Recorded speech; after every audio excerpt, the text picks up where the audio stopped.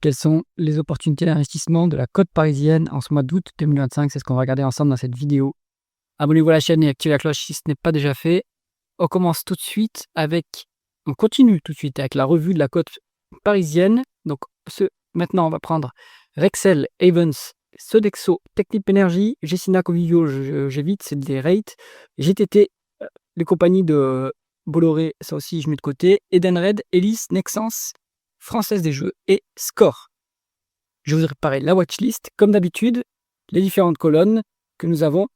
Ici, le symbole de cotation de l'entreprise, le nom de l'entreprise, l'industrie dans laquelle elle opère, market cap en dollars US puisqu'on n'a pas en euros ici, croissance du chiffre d'affaires en rythme annualisé sur 5 ans, multiple de valorisation, valeur entreprise sur EBITDA, ratio coût-bénéfice, ratio coût free cash flow, les types de valorisation par rapport aux actifs tangibles, ça reste en importance pour Score, on va en parler plus tard, rendement des capitaux investis pour les sociétés plutôt industrielles et rendement des fonds propres pour les financières, le levier financier en termes de dette nette sur EBITDA, rendement du dividende, free cash flow par rapport au bénéfice net et payout ratio qui est la proportion de bénéfice net versé en dividende. Mais il faut se rappeler que ce sont les free cash flow qui payent les dividendes, donc il faut que les free cash flow soient à minima équivalents au bénéfice net pour que ce ratio ait un sens. Allez, on commence tout de suite avec Rexel. Donc c'est une entreprise qui est spécialisée dans la distribution d'équipements électriques. On est sur quasiment 9 milliards de dollars de market cap, donc ça commence à être une large cap. 8,4% de croissance du chiffre d'affaires en rythme annualisé sur 5 ans. Ça, c'est une bonne croissance. Après, on est sur, évidemment, la tendance séculaire, on va dire, la tendance de long terme à l'électrification, donc ils en profitent complètement. 8,4 en VO sur EBITDA, c'est pas hyper cher. 31 en PE, 13 en price to cash flow. Le bénéfice net, à mon avis, il y a un problème temporaire. Peut-être qu'il y a de l'exceptionnel ou du non-cash, enfin du non-cash, parce qu'en fait, si vous regardez les free cash flow, ils sont 3 fois plus élevés, 2 fois plus élevés. Et ce qui nous donne un multiple qui n'est pas hyper cher. Donc Rexel, ça, c'est pas value pour moi, c'est plus value, mais c'est pas très cher payé non plus quand même. Hein, c'est plutôt intéressant. Au niveau des multiples, rendement des capitaux investis à 7,6%, c'est plutôt convenable, on va dire, comme rentabilité, c'est pas extraordinaire. 2,9 fois l'EBITDA dette nette. Attention que la dette est un petit peu élevée, donc il faut regarder est-ce qu'il y a des obligations locatives dans cette dette qui est embarquée. Si ce n'est pas le cas, 2,9 c'est un peu élevé et je pense que la dette monte à chaque fois qu'ils font des acquisitions. On rappelle, c'est une c'est une entreprise de services. Pour faire de la croissance dans le service, il faut aller mailler le territoire, donc il faut faire des acquisitions. Et pour on fait des acquisitions avec de la dette et ça fait monter le levier financier. Donc ça explique aussi pourquoi le multiple est un peu bas, hein, c'est qu'il y a quand même beaucoup de dettes. 4,6% de rendement du dividende avec un payout ratio à 143%, mais en free cash flow, on est plutôt à 70-75%. Donc, il est payable ce dividende. Maintenant, il est un peu élevé, je pense. Hein. Je ne suis pas sûr qu'on va rester à ce niveau-là pour Rexel, à moins que les free cash flow ne remontent également. Donc, pourquoi pas vérifier bien la dette. Et peut-être que ça pourrait se prendre à un multiple légèrement plus faible, parce que typiquement, c'est le genre d'industrie qui est value en théorie. Là, c'est parce qu'il y a un peu de croissance que les multiples sont un petit peu élevés, mais je pense que voilà, on peut, à ce prix-là, c'est pas non plus trop risqué. Ensuite, on a Sodexo, donc le spécialiste de la restauration collective. On est sur 8 milliards 8 de market cap, 1,4% de croissance du chiffre d'affaires en rythme annualisé sur 5 ans. Donc, il n'y a pas de croissance sur cette entreprise. 8,5 en VO sur EBITDA, 13 en PE, 13 en price to free cash flow. Bon, on est plutôt pas très cher payé sur Sodexo à nouveau, c'est normal, hein, faible croissance. Rentabilité correcte, même si ce n'est pas très intensif en capital, hein, ça pourrait être mieux, hein, la rentabilité, puisque là on a 7,7%. Vous avez peu de capital à engager pour la restauration collective. Collective, c'est du service, ce sont des process, c'est de l'approvisionnement, mais bon, c'est tout. Il n'y a pas un capital énorme à apporter, il n'y a pas d'outils, il n'y a pas de machines, etc. Bon, donc ça pourrait être un peu mieux la rentabilité. 2,4 fois les EBITDA en dette nette, c'est un niveau qui est un petit peu élevé, qui pourrait être un peu amélioré quand même. 5,1% de rendement du dividende, c'est intéressant ça. C'est intéressant pour un rentier, mais le payout ratio est très élevé. Donc je pense qu'ils ont... Alors, est-ce que structurellement, ils sont à un payout ratio élevé ou est-ce que ponctuellement, ils ont des free cash flow et des bénéfices nets qui sont un peu bas? Là, c'est pas clair. Donc ce dividende-là, il n'est pas soutenable à ce niveau avec des free cash flow à ce niveau-là. Et peut-être que les free cash flow, en réalité, ils sont bien plus élevés que ça. Il faut regarder. Il faut creuser plus en détail. Donc là, plutôt du mal à voir. Est-ce que ça peut être value? Peut-être pas. C'est peut-être un peu trop cher payé, même si les multiples ne sont pas hyper élevés, mais il n'y a pas de croissance. La rentabilité est plutôt faible et il y a un peu de dette quand même. Donc je pense qu'ils ont mis un dividende élevé pour appâter un peu les actionnaires, mais je pense que il n'est pas soutenable. Donc Sodexo, peut-être qu'il faut passer son chemin quand même, hein. Si vous cherchez un portefeuille d'investissement passif et performant, cliquez sur le lien en haut à droite de la vidéo. On continue avec Ayvens, donc la filiale de Société Générale spécialisée dans la location de voitures longue durée, donc location longue durée de voitures. On est sur 8,7 milliards de dollars de market cap, 21% de croissance du chiffre d'affaires en rythme annualisé sur 5 ans. Ça embarque la fusion avec LeasePlan.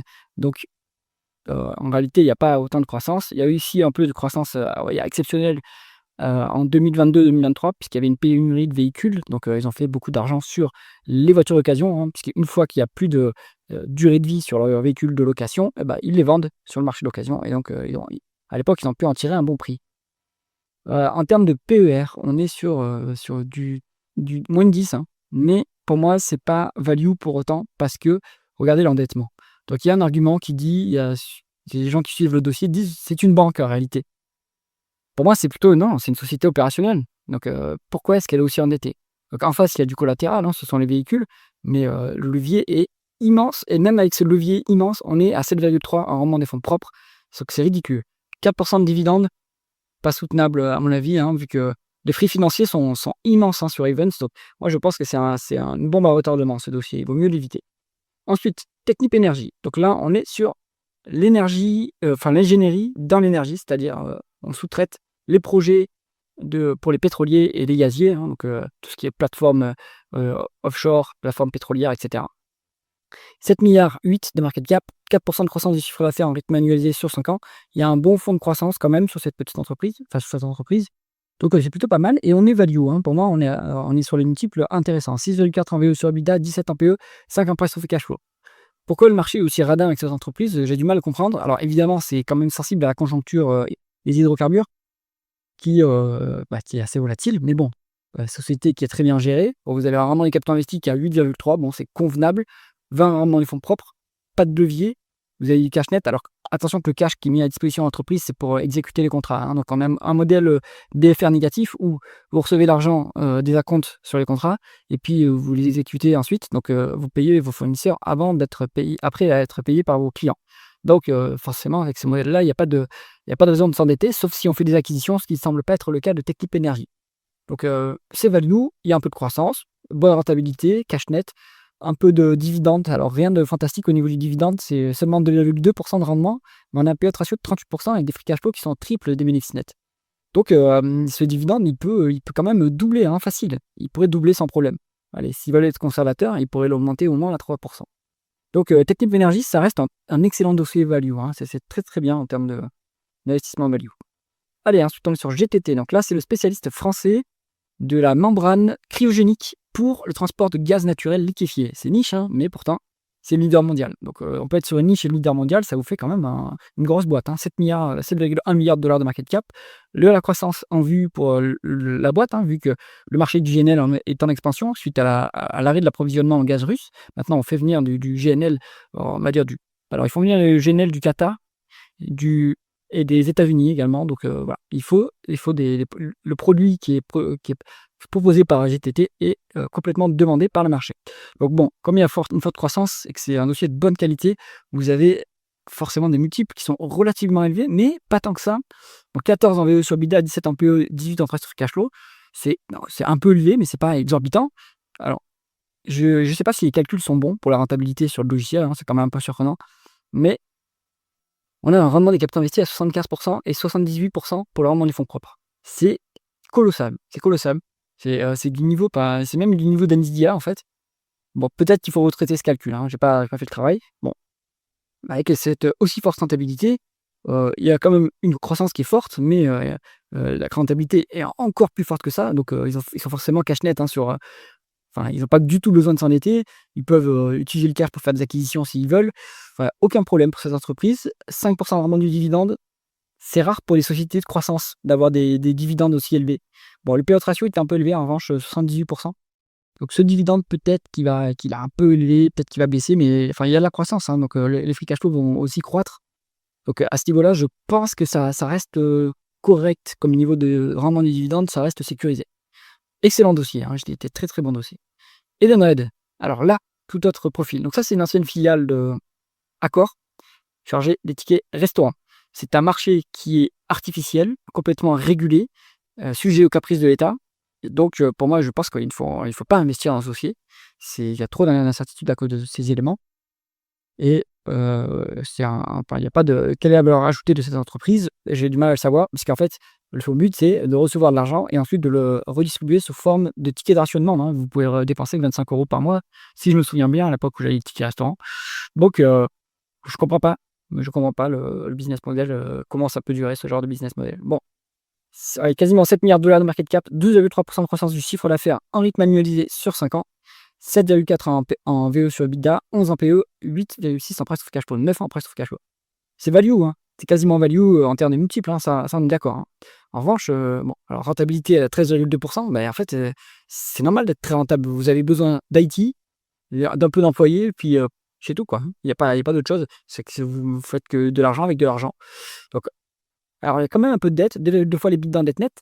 Vu que le modèle d'affaires, on est structurellement en BFR négatif, il n'y a pas de raison de s'endetter, sauf si on fait des acquisitions. Et Edenred, du coup, a fait des acquisitions.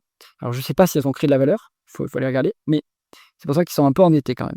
5% de rendement du dividende, oui, c'est sûr que c'est intéressant. 600 millions de dollars de bénéfices nets vs 775 de free cash flow. Donc, on a un dividende qui est soutenable à ce niveau.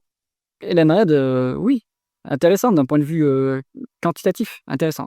D'un point de vue qualitatif, j'ai du mal. Elis, on est sur le spécialiste français de la blanchisserie industrielle.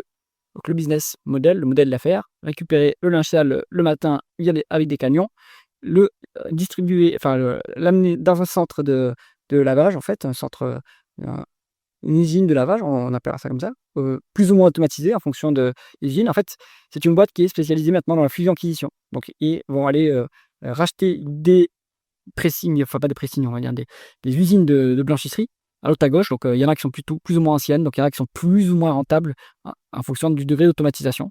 Mais donc maintenant, c'est une boîte qui fait des acquisitions et il y a eu récemment, sur 2024 de mémoire, il a failli y avoir l'acquisition de trop. Le marché a complètement détesté le fait que Elis veuille racheter une boîte similaire aux États-Unis. Et donc là, ça aurait fait monter la dette à un niveau colossal. Maintenant, il y a 9% de croissance, c'est exclusivement de la croissance externe, hein. 6 en VE sur EBITDA, 16 en PE, 9,4 en price to cash flow. C'est pas cher, c'est complètement value. 6% de rendement des capitaux investis, ça c'est pas extraordinaire, hein. Bon, c'est intensif en capital quand même, hein. Il y a beaucoup de machines, etc. Faut dire, c'est correct, mais c'est pas exceptionnel. Après, c'est bien au-delà, enfin, c'est au-delà de la croissance organique, hein, donc ils peuvent s'autofinancer. On a 2,4 en termes de dette nette sur EBITDA. Donc le sujet pour Elis, c'est d'avoir accès à de la dette pas trop chère, hein, puisqu'ils font tout le temps des acquisitions. Donc actuellement, les taux d'intérêt sont relativement élevés par rapport à l'historique on va dire, des 15 dernières années. Donc voilà, c'est quand même un élément à surveiller sur Elis, le niveau d'endettement. Et c'est pour ça que le marché met des multiples pas très élevés, puisqu'il y a quand même pas mal de dettes, hein, donc à prendre en compte. 1,9% de rendement du dividende, avec des free cash flow plus élevés que les bénéfices nets, ils sont pas très généreux avec les actionnaires, mais j'imagine qu'ils conservent quand même un peu de marge de manœuvre financière pour rembourser la dette, hein, vu qu'elle est assez élevée. Donc il faut quand même, voilà, je suis pas sûr qu'il faille s'attendre à ce que ça soit une boîte qui monte les dividendes très rapidement. Ils sont plutôt vraiment dans l'allocation du capital optimal, en remboursant la dette et faisant des acquisitions le plus possible pour faire de la croissance. Donc on a ça encore tôt à mon avis pour avoir du dividende copieux sur Elis. Ensuite, on est sur Nexans, belle petite société de la région lyonnaise, si je ne me trompe pas. Ils sont spécialisés dans le câble électrique. Donc, superbe boîte pour jouer, pour surfer sur la tendance à l'électrification, tendance de long terme, évidemment, comme Excel. On est sur 6,4 milliards de dollars de market cap, 7,6% de croissance du chiffre d'affaires en rythme annualisé sur 5 ans. Donc, bonne croissance quand même. On est à 6 en VE sur EBITDA, 12 en PE, 9 en price to cash flow. C'est redevenu value Nexans. Ça avait été un peu moins au début d'année, à fin d'année 2024, mais là, les multiples commencent à s'améliorer fortement. En tout cas, devenir très intéressant. On a 14 en rendement des capitaux investis, donc très bonne rentabilité opérationnelle. Rendement des fonds propres à 26%. Franchement, Nexans, c'est très qualitatif. Cash net sur le dossier. Un petit dividende de 2,1% avec un payout ratio à 24%. Ils sont pas très généreux. Je pense qu'ils peuvent monter encore ce dividende facilement à 3%, 3,5%, hein. Donc Nexans, excellent. Très très très bon dossier. FDJ United. Alors là, attention, je me méfie. Donc il y a l'état au capital. C'est un marché régulé. Donc attention. Et en plus, ça dépend aussi quand même pas mal du pouvoir d'achat des consommateurs, hein. Et donc moi j'ai du mal avec ce genre de modèle d'affaires. 6 milliards de dollars de market cap, 13,5% de croissance du chiffre d'affaires en rythme annualisé sur 5 ans. Ça, c'est plutôt de la croissance externe. Ça se paye 9 fois la valeur d'entreprise sur EBITDA, 16 en PE. Il y a pas de free cash flow, mais c'est plutôt une boîte financière de toute façon, donc il vaut mieux regarder les bénéfices nets. On est à 16,6%, vraiment les capitaux investis, c'est élevé et c'est normal puisqu'il y a pas de capital à engager, hein. Pareil, vous avez besoin uniquement d'informatique, hein, sur FDJ United. Cash net, si on croit ce que nous dit l'agrégateur, et un rendement du dividende qui est colossal, 7,5%. Bon, ça fait quand même, tac, si je calcule 300 millions peut-être, quelque chose, hein, de cet ordre-là, 250 millions. Donc attention, faut bien vérifier le payout ratio, il n'est pas affiché ici. Pour FDJ United, il peut être pas soutenable, mais en fait leur but c'est de rendre un maximum de cash aux actionnaires, puisque il n'y a pas de croissance organique. Donc après, ils peuvent aussi faire des acquisitions de temps en temps. On termine par Score. Alors c'est pas une assurance, c'est une réassurance, c'est-à-dire qu'ils assurent les assurances. On est sur 5,8 milliards de dollars de market cap, décroissance en rythme annualisé sur 5 ans.